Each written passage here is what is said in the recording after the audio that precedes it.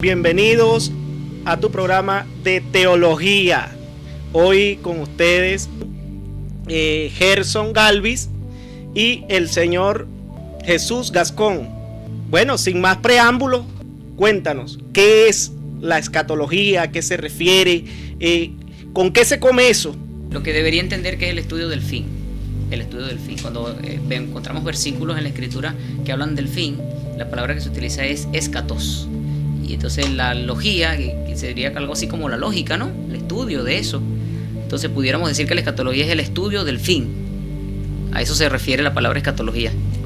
¿Qué herramientas pudiese utilizar el nuevo creyente para hacer un desarrollo escatológico de la palabra de Dios, o en este caso de los últimos libros, pues del último libro de la Biblia, pues? Bueno, lo más importante en este caso es conocer el recurso literario de la hermenéutica, que en este caso serían el recurso literario. O sea, utilizar de la hermenéutica los recursos literarios, reconocer qué es lo que se está leyendo, entender cuando algo es simbólico, entender cuando algo es literal, entender cuando es una parábola, entender cuando es un mensaje profético, cuando es literatura apocalíptica, y entender todo eso ayuda al lector a poder discernir cuando algo es literal y cuando algo es un poco más figurativo y apunta hacia algo simbológico, y eso se analiza para la escatología.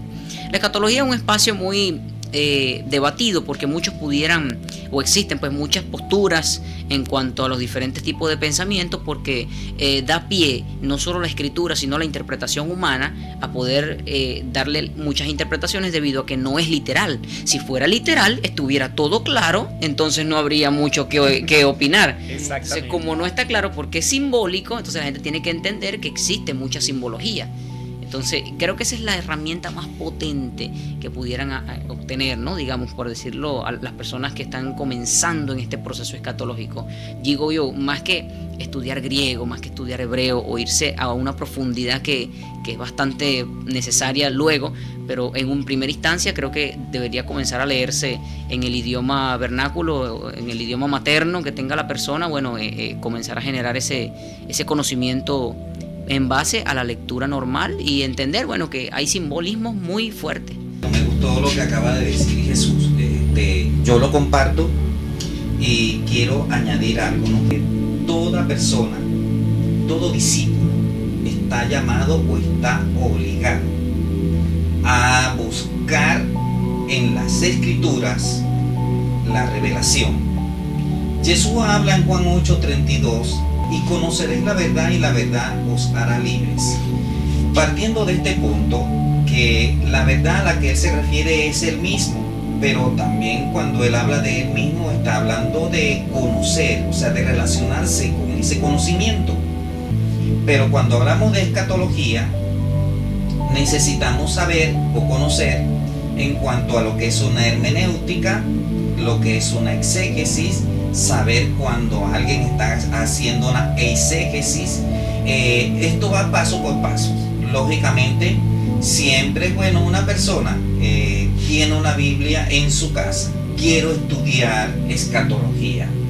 Con una Biblia solamente puedes ver las apreciaciones de las profecías, porque hay profecías escatológicas. Tengo una pregunta, pero para aprovechar, diciéndole a nuestros seguidores, a nuestras personas que nos están viendo ahorita, bueno, que tenemos nuestras redes sociales, nos pueden seguir, se pueden suscribir también al canal. Y bueno, estamos viendo que esto está agarrando nivel, estamos de maestría. Estamos aprendiendo. De verdad que les agradezco a estos dos maestros, a estas dos personas, mis hermanos. Tengo una pregunta, quizás es algo sencillo, pero para nuestros oyentes. El tema escatológico, ¿no?, que habla del fin, es un tema salvífico. Vamos a base bíblica para hablarlo, porque lo correcto es lo que yo digo se tiene que cotejar con lo que dice la Escritura. Correcto. Entonces, si comparamos este momento con lo que le pasó al ladrón en la cruz, cuando dijo: Señor, acuérdate de mí cuando vengas en tu reino. O sea, el ladrón en ese momento no necesitó nada, pero lógicamente él estaba moribundo allí. Pero nosotros, los que continuamos, y que, como lo dije anteriormente, cada uno de nosotros tiene un llamado y tiene un propósito. dentro de ese llamado y dentro de ese propósito está el carácter, desarrollar el carácter investigador, el carácter de estudio. De manera que la escatología, por lo menos a mí no me va a salvar, pero es una herramienta que nosotros estamos utilizando para edificación. Entonces, dentro de este contexto, aunque no salva, sí fortalece. No salva, pero ayuda a salvar. Se va produciendo el querer como el hacer, conocer más al Señor a través de las Escrituras. Maravilloso. Entonces, ¿cómo nosotros interpretamos las profecías apocalípticas, ¿verdad? En este tiempo moderno, tomando en cuenta que hay varias posturas, ¿cuál es la correcta de acuerdo a la palabra de Dios? A través del estudio. El estudio de la Escritura es el que te dice más o menos, o el que te da a concluir cuál es la conclusión correcta, ¿no? Y por supuesto con la ayuda del Espíritu Santo, que es el cual revela la verdad, el que guía toda verdad, es el que tiene el papel fundamental de llevarte a esa verdad revelada. No existen 20 posturas, no existen 15 posturas, existe una que es la verdad. Y todas las demás no son verdad. O sea, Cristo no viene 3 veces, Cristo Claro. viene una sola vez. Existe un solo arrebatamiento, existe un solo evento que pasará en el futuro, existe un solo milenio. Es decir, que no existen 10 posturas que son verdad, hay una verdad. En la permanencia en el estudio con el Espíritu Santo, tarde o temprano te irá llevando y te irá llevando a la verdad, depurando y limpiando cualquier otra postura que el Espíritu sabe que no es correcta. Sin embargo, eso no es un día de oración o 7 días de ayuno. Estamos hablando de años de estudio porque son temas muy profundos.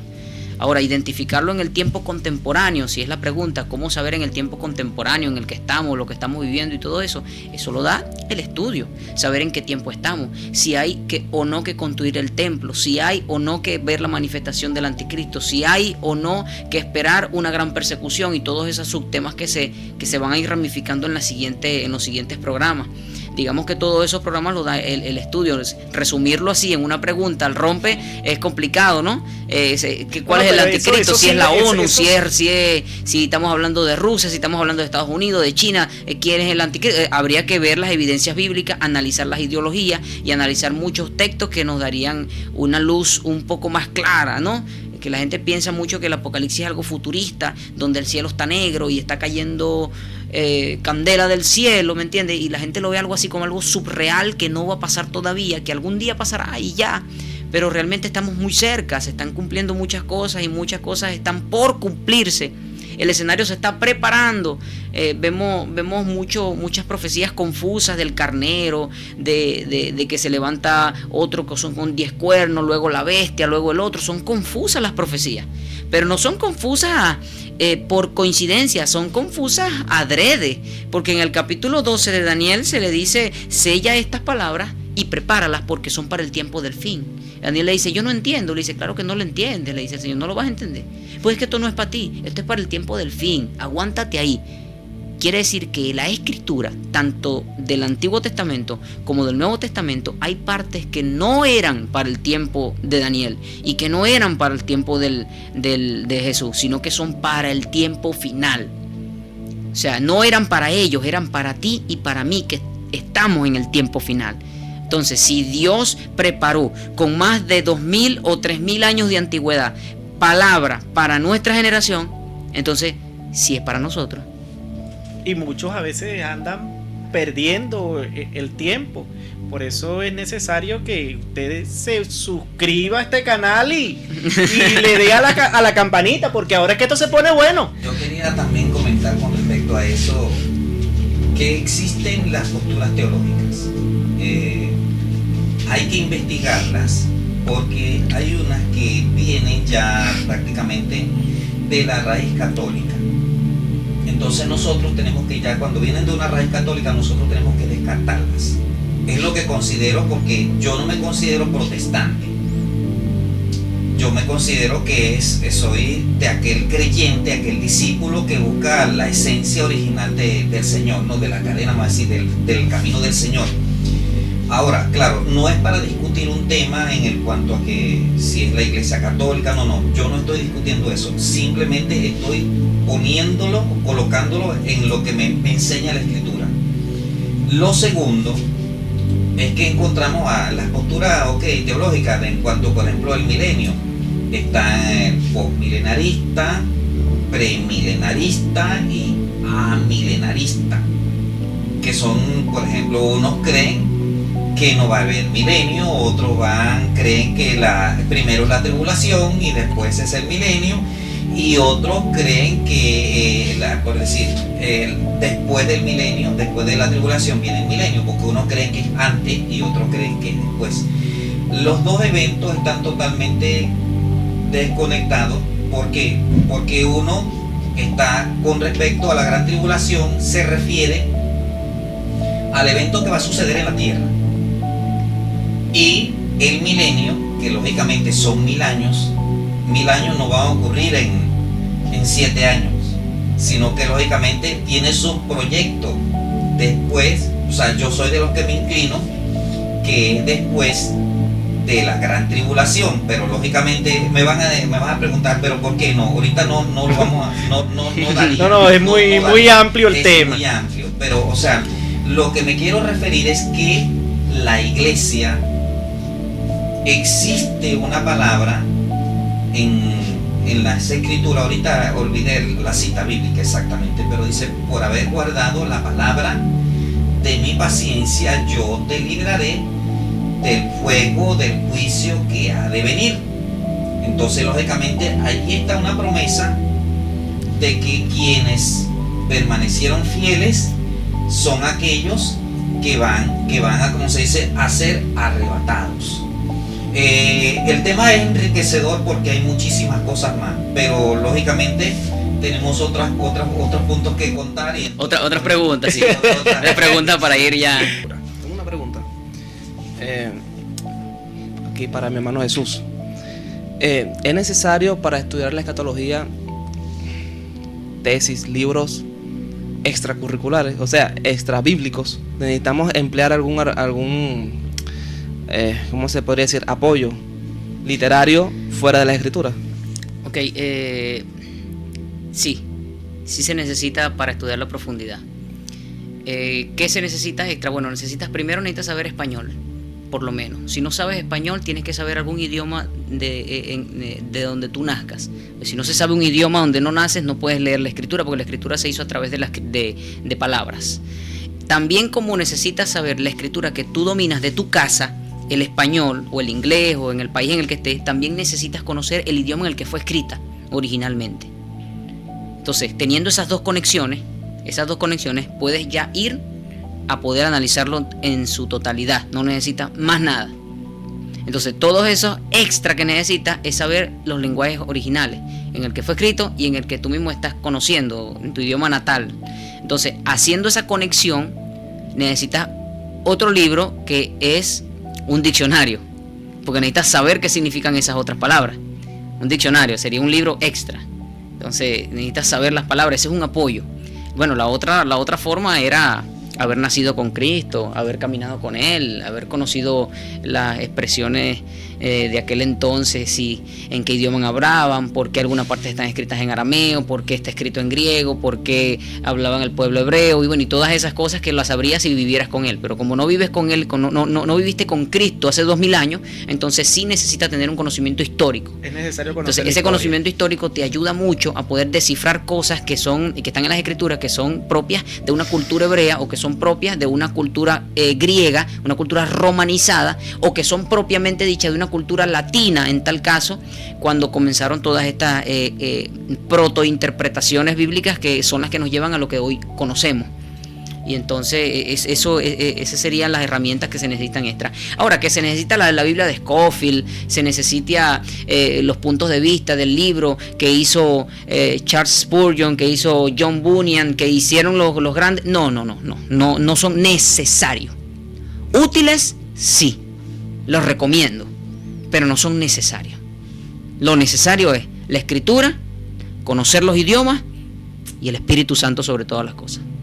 Ok, para mi hermano Gerson, hermano, otra pregunta que tiene que ver mucho, va de la mano con esto, ¿no? Con respecto a la Biblia, escrita al español. ¿Es importante tener cuidado o no de las versiones bíblicas en cuanto al tema fuera del escatológico? O sea, a nivel general, ¿no? Porque a nivel general, porque no solamente el escatológico. A nivel general, ¿se necesita tener cuidado o no de las versiones bíblicas que hay ahorita escritas al español? Para las personas que están empezando, yo siempre recomiendo la Biblia Reina Valera y la versión 1960. Claro, la versión 2015 está muy buena, pero tal vez no se va a familiarizar. Existen muchos versículos que la Biblia Nueva Versión Internacional no los muestra, ni tampoco la Biblia textual. Lo que sucede es que de las investigaciones que hay más adelantadas, resulta ser que los manuscritos se han descubierto, varios manuscritos del Nuevo Testamento, todos están en griegos. ¿Existieron en hebreo? Sí existieron en hebreo, pero no tenemos evidencias en hebreo y yo pudiera dar una explicación, pero también va a ser muy larga, y entonces estoy tratando de ser lo más centrado posible.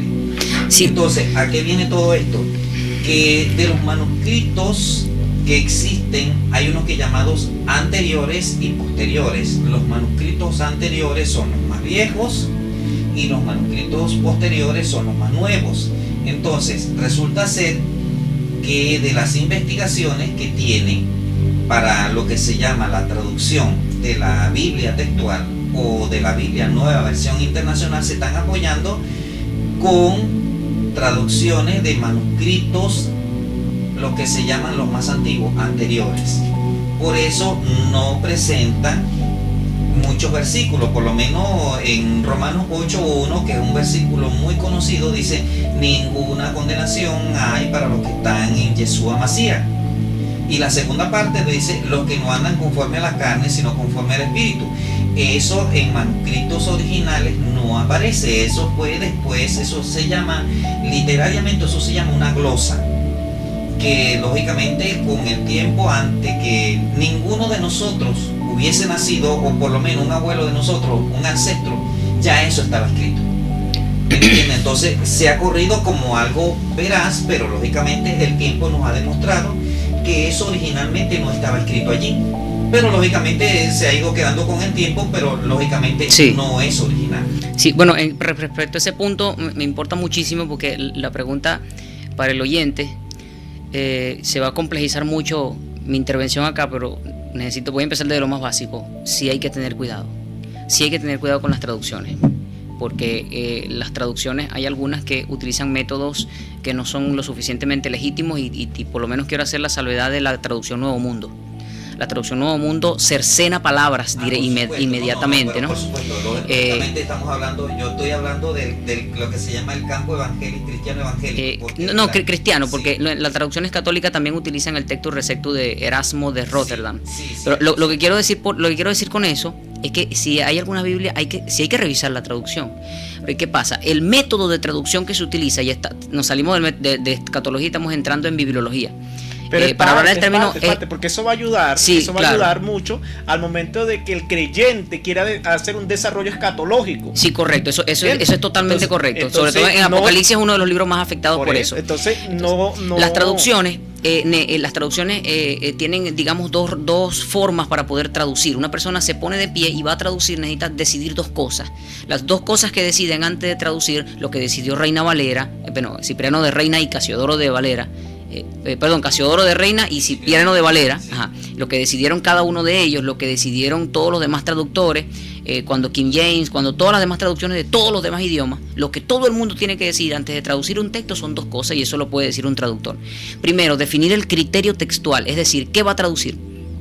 ¿Cuál es la base de la traducción? Esa base de la traducción es muy importante. Segundo, ¿cuál es el método de traducción? El método de traducción es importante porque se puede traducir tan literal como sea posible, que es lo más deseable para una traducción legítima que queremos analizar según que sea lo más fiel a la escritura original, y es el método de traducción que utilizó Casiodoro de Reina, que utilizaron para la Biblia del Oso. y es el método que más se utiliza o que debe utilizarse, mejor dicho, cuando hablamos de la Biblia, que es un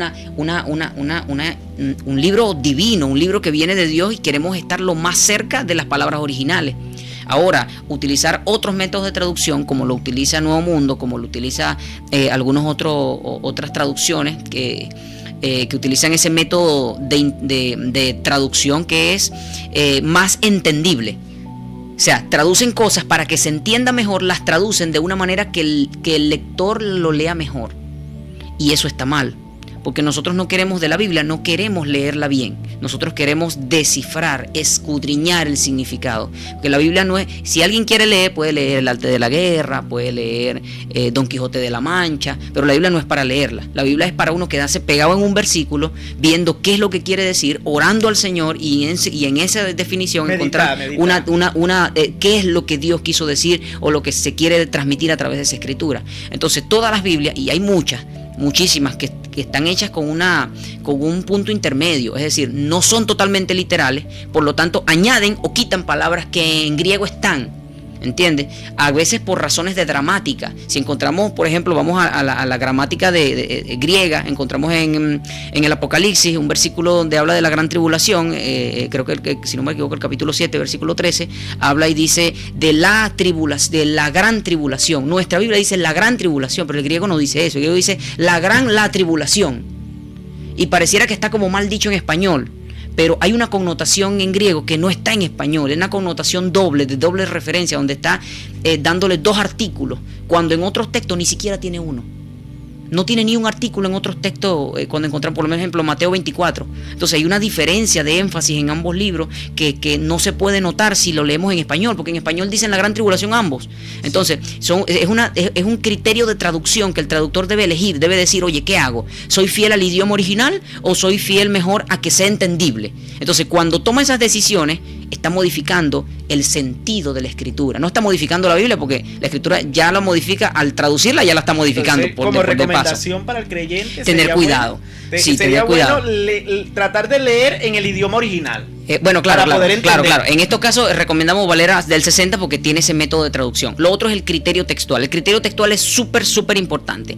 El criterio textual ha sido la recopilación que nos han pasado los ancestros, y ese criterio textual tiene nombre. Tiene nombre que hay muchos, los tipos de criterio textual. O sea, hacen un análisis, como dice el hermano, de los papiros originales, deciden qué papiros van, cuál traducción es más fiel al original, y ese tipo de modificaciones son peligrosas, porque la modificación no sabemos si es legítima o no. La primera Biblia que existió no es cristiana. Bueno, sí era cristiana, pero no cristiana de la línea doctrinal, sino que era cristiana de una línea herética, de la línea de, si no mal recuerdo, de Marción, que hizo Marción generó el primer canon. Ese canon era herético, había sacado muchos textos bíblicos, había sacado todo el Antiguo Testamento. Entonces, en la actualidad, prácticamente nosotros de las Biblias que tenemos, sin rasgarnos las vestiduras ni las claro. Pero muchas de las cosas que heredamos las tenemos de Marción de Ponto, porque Yeshua no habló. Vamos, yo voy a soltar esta prenda aquí porque me gusta. Tocaste Marción del Ponto, que nosotros heredamos de Marción del Ponto, que Antiguo Testamento y Nuevo Testamento. De allí viene.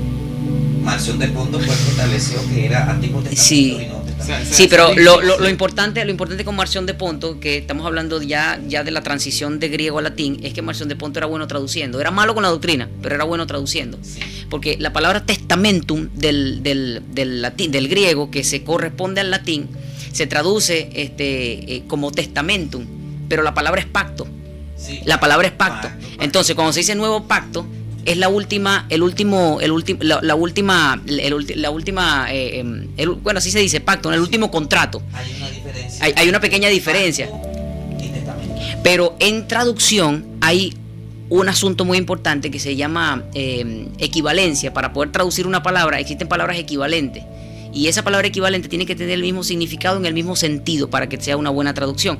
Entonces, según ese tipo de análisis, podemos encontrar que Nuevo Testamento es más o menos parecido a Nuevo Pacto. No es lo mismo, literalmente no es lo mismo en nuestro idioma, pero tenemos que analizar el idioma original. Entonces, analizando el idioma original, vemos en hebreo que encontramos la misma palabra repetida 2 veces, y en el mismo texto de Reina Valera lo traduce con 2 palabras diferentes, siendo en griego una sola. Entonces, está utilizando ese tipo de traducción de equivalencia, porque en una parte significa algo y en la otra significa otro, la misma palabra. Entonces, teniendo en consideración todo este asunto de la traducción, que es muy importante, me tocaron este tema que me emocionó, disculpa ahí, lo que pasa es que este no era el tema al que yo venía hoy, pero estoy emocionado. Ya yo los iba, aguántate ahí, estamos en esta Lo dejo así, disculpe. Es que el hermano soltó la prenda. No, disculpe. Soltó la prenda y dijo, bueno, aquí está, pero entonces nos va a agarrar a las 10 de la noche. Sí, disculpe. Va a agarrar 10 horas. Disculpe que me fui, es muy importante. Bueno, dame 20 segundos, ¿me das 20 segundos? Dale. 20 segundos, Dale. empiezo a partir de ahora. Existe el Textus Receptus, existe la crítica textual 1, crítica textual 2, crítica textual 3 y crítica textual 4. Y van a seguir saliendo críticas textuales según la cantidad de manuscritos que se analicen en el futuro. Por lo tanto, la Biblia va a ir cambiando, pudiéramos decir generativamente o degenerativamente, porque no podemos saberlo, no podemos estar a ciencia cierta, según analizan los manuscritos más antiguos que encuentran. Ahora, lo que quiero decir, la salvedad, por lo que dije lo de Marción, es que primero existieron textos heréticos y después pudimos encontrar cánones, digamos, el cristiano que nosotros conocemos y que llevamos en el bolsillo el día de hoy. Ya me pasé de los 20 segundos. Pero lo que quiero decir en esto es que hay que tener cuidado con las críticas textuales, porque la crítica textual puede estar basada o fundamentada en un texto real, o puede estar fundamentada en un texto que no es real, en un texto que puede que haya sido falso en el primer siglo, como ya hay textos del primer siglo que fueron falsos y heréticos en aquel momento. Entonces, esa decisión hay que tomarla en base a la arqueología, en base a el análisis, no solamente arqueológico, sino doctrinal de todos los demás textos, para poder saber si el texto realmente que se encontró y los cambios que se le van a ejecutar a la Biblia son cambios reales. Ahora, desde el punto de vista en cuanto a teología propia, mi humilde opinión es que yo no creo que Dios permitiría que en 2000 años se perdiera su Santa Escritura. Por lo tanto, respaldo más que, aunque en plena corrupción, el Textus Receptus ha sido el texto más confiable y que ha traído más salvación al mundo entero cristiano desde el principio. Es decir, la traducción Reina Valera y Erasmo de Rotterdam, que consiguió hacer el primer, digamos, vamos a llamarlo así, la primera colección bíblica que podemos encontrar en nuestra historia, tienen un peso divino en el cual Dios, si Dios quiso y así lo permitió, que se pudiera tener ese Textus Receptus por miles de años, me parece que goza de más confiabilidad que una crítica textual 5, 6, 7, 8 y 15 que pudiera salir hermano, en el futuro. Galvin, ilústrenos pues que con respecto a lo que acaba de decir nuestro compañero Jesús Gascón, y bueno, ¿qué recomendaciones usted le daría al nuevo creyente con respecto a todo esto que se ha estado hablando? ¿Cómo debería prepararse el nuevo creyente que va a empezar a consumir el sólido espiritual? Mira, bueno, sin entrar en polémica, yo creo que nosotros hoy más que nunca, dice Juan 16:13, que el Espíritu Santo, el Ruach Kadosh, es quien nos guía a toda la verdad. No hay que tener miedo, o sea, yo no voy a guiarme a una persona. Mi trabajo es divulgar la verdad del Señor, ¿verdad? Pero si yo lo estoy haciendo por el Espíritu Santo, lógicamente ese trabajo voy a ser honrado por el Espíritu Santo. De manera que van a haber señales, porque Yeshua dice, por sus frutos los conoceréis. De manera que cuando yo investigo, cuando alguien va a estudiar un tema de las Escrituras, lógicamente tiene que ser direccionado por el Espíritu Santo, porque ese es nuestro mejor guía, nuestro consolador, nuestro mejor asesor. La palabra que aparece en el griego para el Espíritu Santo es paracleto, y la palabra paracleto significa abogado y significa asesor. Es decir, cuando una persona estaba en un juicio o está en un juicio, está siendo imputado de un cargo, esta persona, lógicamente, si en la justicia ordinaria dice que si no tiene abogado, el Estado le va a proporcionar un abogado para que se defienda. ¿qué es lo que nos enseña en las Escrituras? Que en la acusación de nuestros cargos, de lo que sucede en nuestra vida diaria, el Espíritu Santo es nuestro asesor, nuestro guía, nuestro abogado, nuestro defensor. De manera que esto creo que también abre pies, que es lo mejor que puede pasar, que nosotros empecemos a tener una relación con el Espíritu Santo, a dejarnos a guiar por el Espíritu Santo, estando siendo guiado, porque si yo soy guiado por el Espíritu Santo, no caeré jamás, no entraré en falsa doctrina, no seré llevado por estratagemas de error. Ahora, lógicamente, yo quiero también decir que, por ejemplo, una persona que desconoce muchos temas de las Escrituras y va a una iglesia, está escuchando el programa, le parece bien, le parece edificante. Mi hermano, si tú no has leído libros ni nada, y todo lo que te parece impactante, de todas, o por lo menos, yo no sé si ustedes han visto programas en documentales que dicen, mire, este programa puede causar susceptibilidad. Si en usted causa esto, le recomendamos no ver el programa. No ver el programa. Sí, entonces, ¿por qué? Porque no está en condición emocional para ver las escenas que se van a pasar. A nivel de... Nosotros tenemos, esto es un arma muy tremenda, la comunicación. Un arma muy tremenda con esta. De hecho, nosotros estamos librando una guerra espiritual, queramos o no queramos entenderlo así. Pero esto es parte de la guerra espiritual. ¿Por qué? Porque es tratar de darle herramientas, armamento a los nuevos creyentes, a las personas, a la iglesia, porque la iglesia tiene que empoderarse. Hay gente pusilánime dentro de la congregación. ¿Sabe lo que la palabra pusilánime? Gente que tiene miedo. Y la palabra, la ley, en la Torá aparece que uno que tuviera miedo y que se vaya a su casa. Porque el Señor no quiere gente cobarde. Y dice que los cobardes no heredarán el reino de los cielos. ¿Entienden? Entonces esto es de valientes. Yeshua dice que el reino de los cielos sufre violencia y solamente los violentos son los que lo arrebatan. Entonces, ¿qué quiero decir? Bueno, por prudencia, si sientes, no creo, ¿verdad? No creo que una persona con lo que está escuchando sienta ganas de descarriarse, pero si siente ganas de pero por si acaso. Por si acaso. Bueno, no sigas escuchando. Y váyase a su congregación. Eso sí, pídale al Espíritu Santo que le revele la verdad, que se la revele, que lo guía, que lo dirija. Amén. ¿Entiendes? Entonces, y sobre ese punto vendrá el Señor añadiéndole. Y te digo, yo he leído cualquier cantidad de material extra bíblico que hablan en contra de la doctrina, que hablan en contra de Yeshua, que hablan en contra del Evangelio. Pero en la palabra del Señor, cuando yo he leído tantas cosas así, me refugio en la palabra del Señor. Y qué fuente tan maravillosa cuando yo... es que hay palabras que no las pueden contradecir. Te podrá contradecir un versículo, pero te encuentras otro versículo. Otros. Porque ellos saben que lo falso es como una lámina podrida. Tal vez podrá tapar un hueco. O sea, con un versículo tapa un hueco, pero vienen 10 versículos que con esos versículos no. Entonces, cuando tapa un hueco, una persona quiere tapar, como se dice, que no le caiga la lluvia de la verdad. Pero la lluvia de la verdad no se va a parar, porque esas láminas están podridas. Entonces, nosotros cuando tenemos la verdad en Yeshua, dirigida por el Espíritu Santo, mire, mi hermano, creo que ese es el primer ingrediente, y lo demás, bueno, siempre como todo, como dijo el Señor, yo envío como ovejas en medio de lobos, ser pues prudentes como serpientes y sensatos como palomas. Bueno, yo creo que el que tenga ganas de descarriarse con los programas que ya vienen, que empecemos a hablar del tiempo del fin, de la venida de Cristo, eso es lo que le va de ganas de buscar más de Cristo más rápido. Y eso es parte. Cuando vea que el tiempo ya está cerquita. Bueno, y eso es parte. Si usted cree y esto le está gustando, bueno, quédate. Para los próximos programas esto va a estar echando candela. Bueno, este programa me gustó, está bien. Las preguntas tuvieron buenas, vuélvanlas a hacer así, son buenas.